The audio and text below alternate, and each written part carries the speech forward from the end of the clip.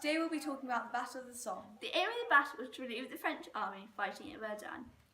Another aim was to weaken the German army. Britain was going to attack the north and France was going to attack the south of the Somme.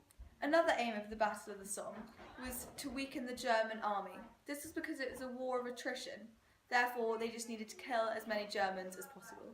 It was planned by Douglas Haig and Henry Rawson. It was meant to be an Anglo-French attack. It was supposed to start on the 1st of August 1916.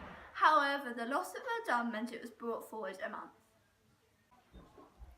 The French would attack while the British would support them. It was planned to be mainly a British offensive. The objective was to gain territory and draw German troops away from Verdun and to kill as many soldiers as possible as part of the war of attrition.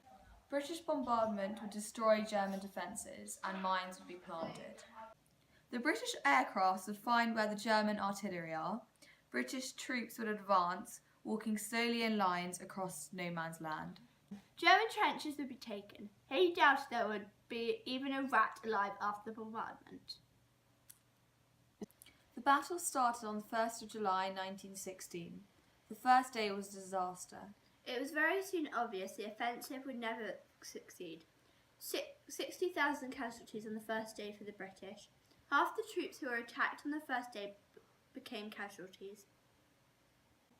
Low cloud made it difficult for the aircraft to spot artillery.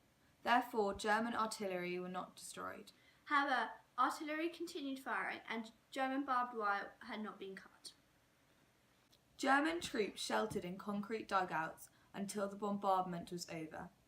Once the bombardment had stopped, they came out and manned their machine guns. The offensive went on till November. In total, 420,000 British were killed and 195,000 French.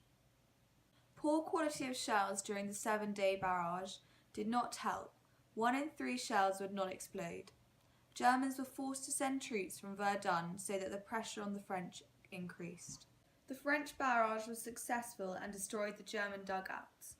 The British barrage had too few guns, so was unsuccessful. 1.5 billion shells were fired during the barrage.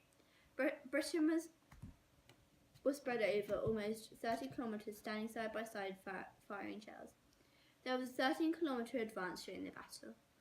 General Douglas Haig, the commander of the British Army at the time, was criticised and blamed for the losses at the Battle of the Somme and got nicknamed the Butcher of the Somme as a result. This was because, with 20,000 Allied soldiers killed on day one and 40,000 injured, some historians have claimed that Haig should have learnt from these statistics, which he did not. Others, such as the military historian John Laffin, believe that Haig should have fought the war more defensively and let the Germans attack instead, which would have reduced the number of casualties. He was also criticised for not realising the importance and effectiveness of the machine guns and only gave 2 machine guns to each battalion, which was not enough. Haig was also criticised for not making good and simple decisions, such as stopping the barrage for a few minutes so that the Germans would come up and they could carry on with the barrage and trick the troops who had gone up into no man's land. Another thing that General Haig was blamed for was making the assumption that the Germans were all dead and not properly checking and making sure that he was right.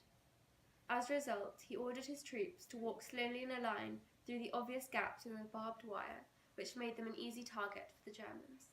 Instead of wiping out the German forces, he made it obvious to them that an attack was coming, because of the barrage and the obviously marked out gaps in the wire, giving the Germans time to prepare and ruining the element of surprise. This sparked the sayings, "Lions led by donkeys," suggesting that the leaders were not clever or brave and were to blame for the death of all the soldiers. Haig was often criticised for the losses of a lot of troops, but in his defence, he was not completely to blame. He had been trained for battles like the Boer War and was more comfortable on a horse and commanding professional soldiers. He did not have experienced, professional, well-trained people to work with, only volunteers, so he had to try to coordinate an army on his own. He is criticised for not using tanks enough, but they weren't ready and he wanted to keep them as a surprise. He did try tanks, but they all broke down before they could be used. Haig was embarrassed about being inarticulate, and so he didn't communicate with the soldiers well. He was very well liked, and lots of soldiers came to his funeral.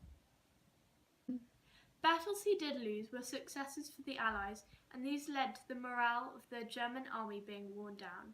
It was a battle of attrition. He is accused of only being promoted because he was well connected, but after 14 years in the army, he was only a captain. He got promoted after the Boer War because he was hard-working. Some people argue that he did not come up with good tactics, but in fact he introduced the creeping barrage, which was very successful. He was also supplied with ineffective ammunition. A third of the shells did not go off. When Haig finally had enough tanks and artillery, the tactics worked, and in 1918 won the war.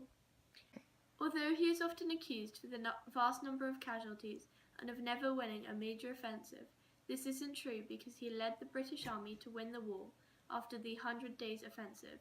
This was its greatest victory in the most awful war in history. The significance and impact of the battle was that Britain thought of more defensive plans and the German army was weakened. Also, towns were destroyed because of the Pals battalions. For instance, fight together, die together. 585 men in Aquitaine died because of the Pals battalions.